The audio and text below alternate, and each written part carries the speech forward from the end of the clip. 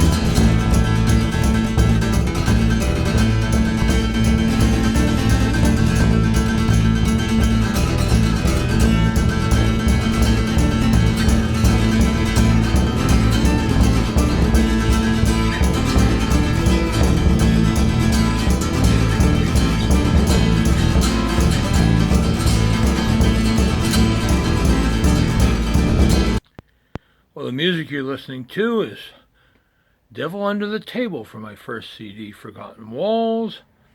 And of course, the links are down there in the description if you want to listen to the full version or watch me perform it.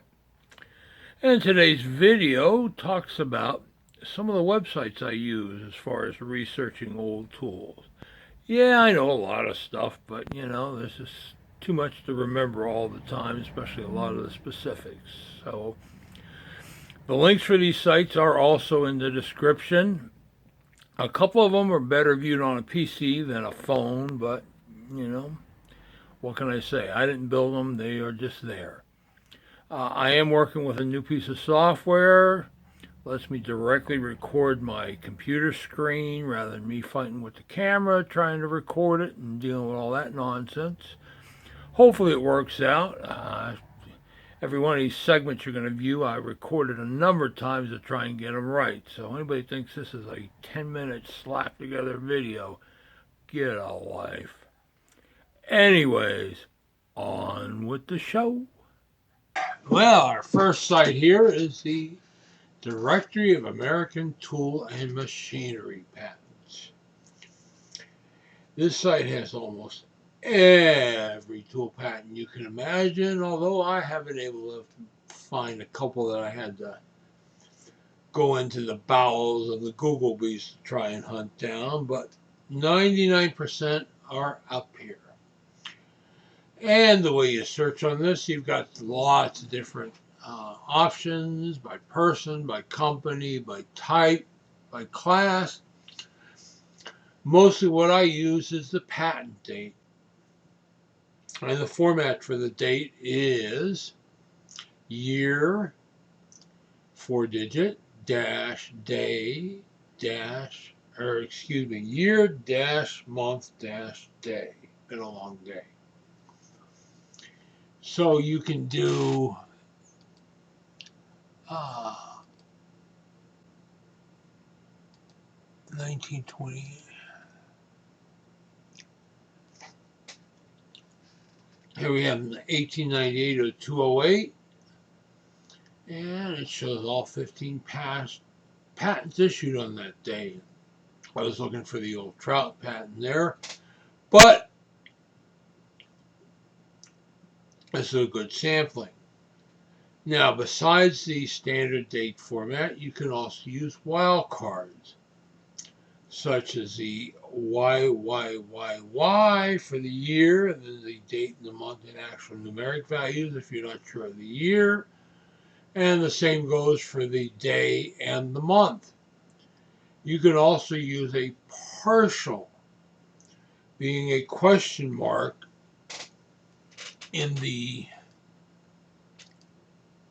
let's see if I got it here.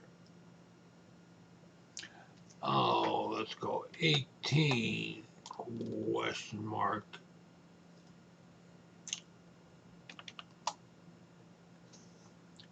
Oh, 811. Of course, this is going to give you quite a few patents because it's going to show you basically every patent granted within the 1800s on August 11th. But if you're hunting, at least it gives you a place to start. You can also search by person. I use Colt search, and we find Mr. A.M. Colt for the clamp patents, or company. You can search by Stanley.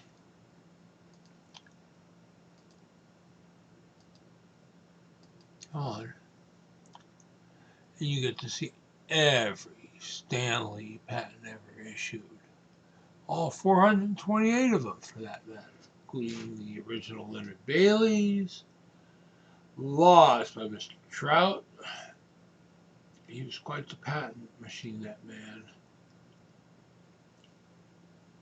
Mr. Winterbottom, and a few others. All right, back again. Okay. A little bigger screen. I'm having to adjust my screen because of this video tracking software. But you can zoom in on the original patents here and improvements of tri-squares. And just because it says not known to have been produced doesn't mean it wasn't produced. But here we have the original Sargent Eureka bevel square. I've had a few of those over the years. And besides the patent pictures, here's the patent date as it appears on the original ones. Here's a picture of one.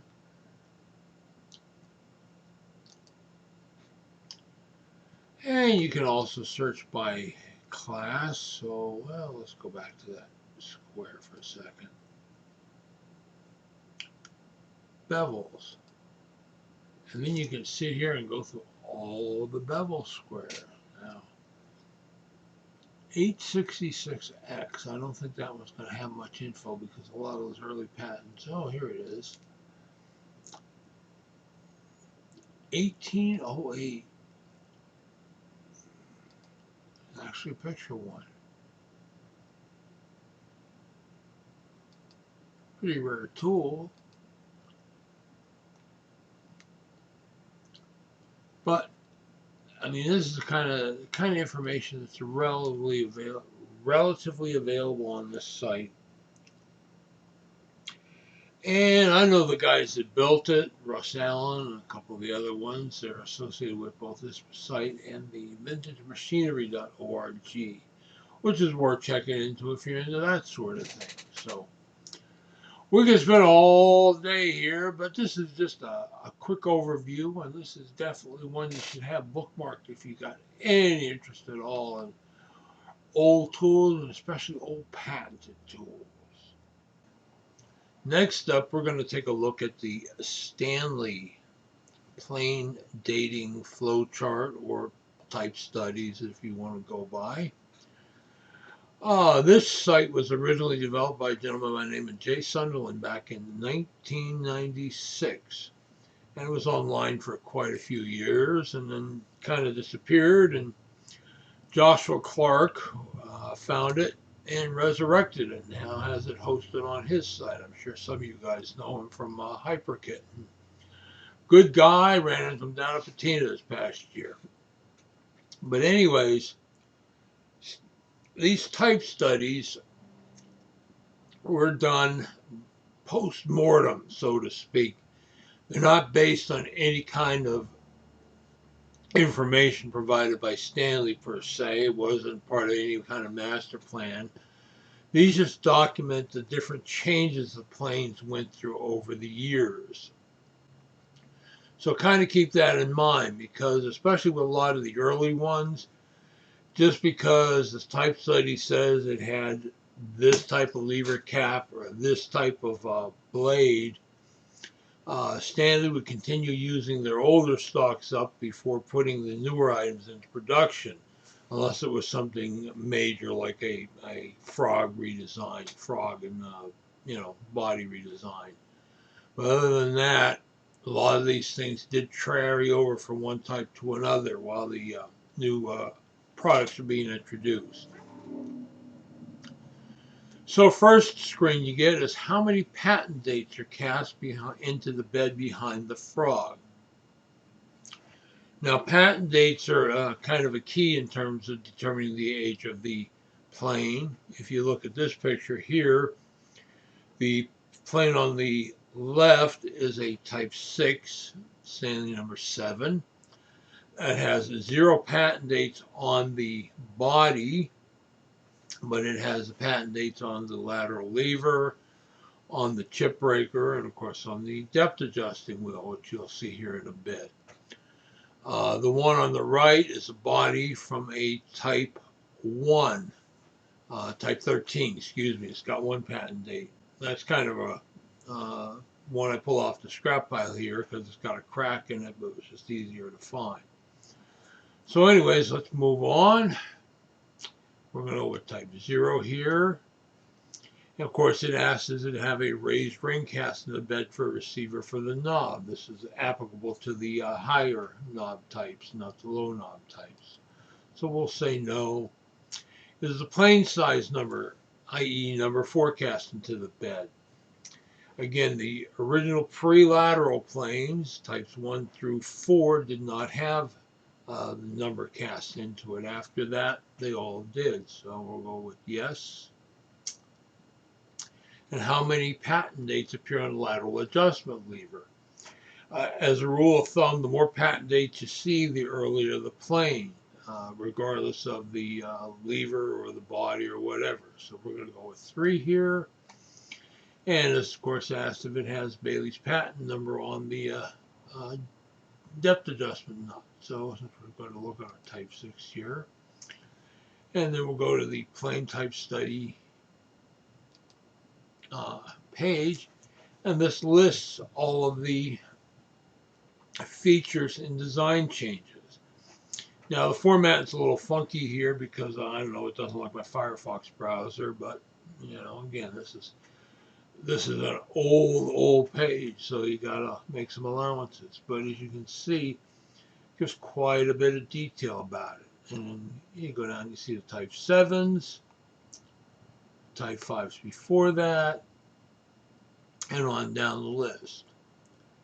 And this is a pretty handy chart. I mean, you know, the Stanley planes went through a lot of evolution over the years. And you get into the Type 17s, which for 3 or 4 year period during World War II had all sorts of little funky variations to them. But this is a very handy resource, and I'm glad that Josh has decided to bring it back online.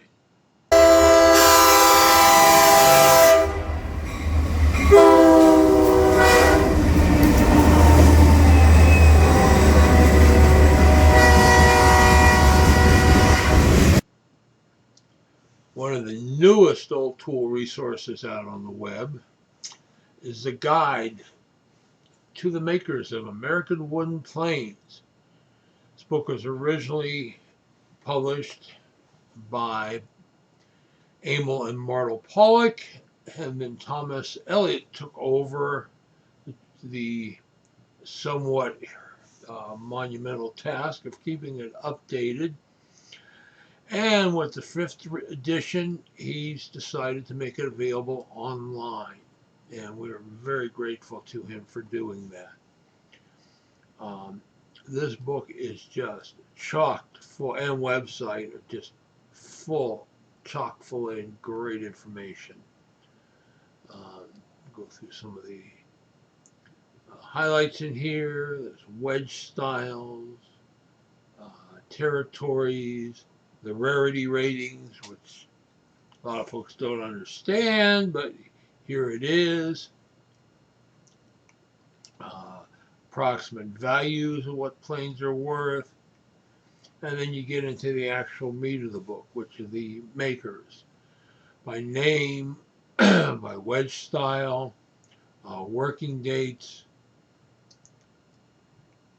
And this is still being updated today. I mean, I know a couple guys that are actively assisting him with adding adding to the wealth of knowledge that this is.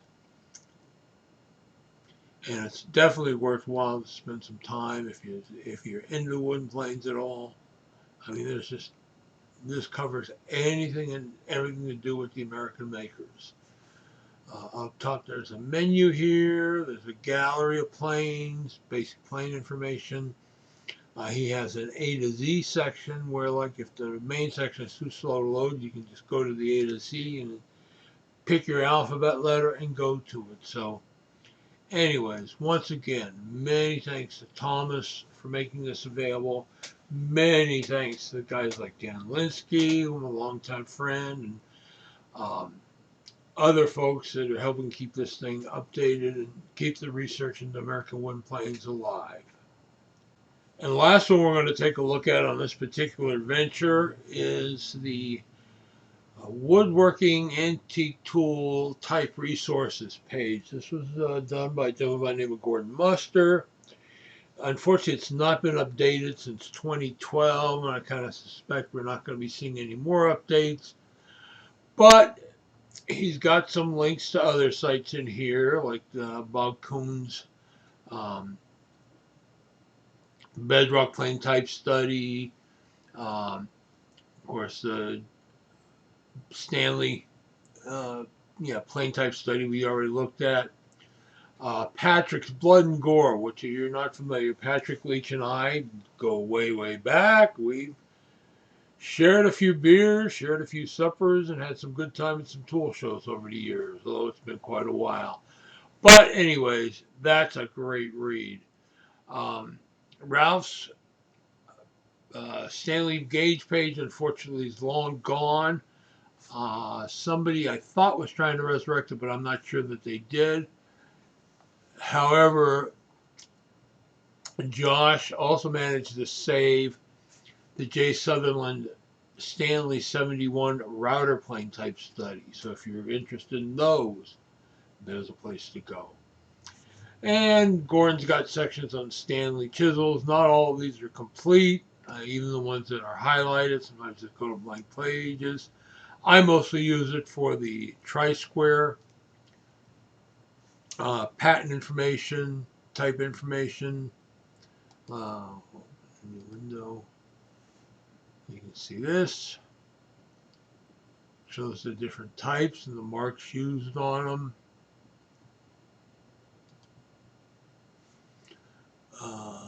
Let's see the winter bottoms.